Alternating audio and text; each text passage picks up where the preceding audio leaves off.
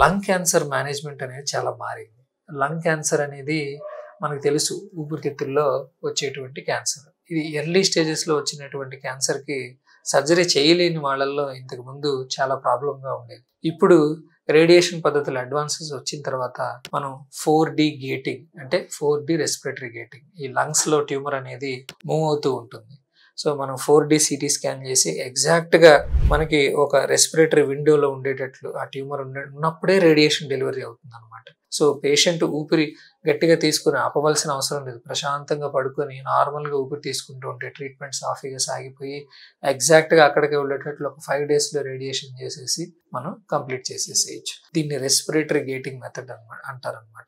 So external beam రేడియేషన్‌లో మనకి ట్రెడిషనల్‌గా చేసేటువంటి రేడియేషన్లు ఉన్నాయి.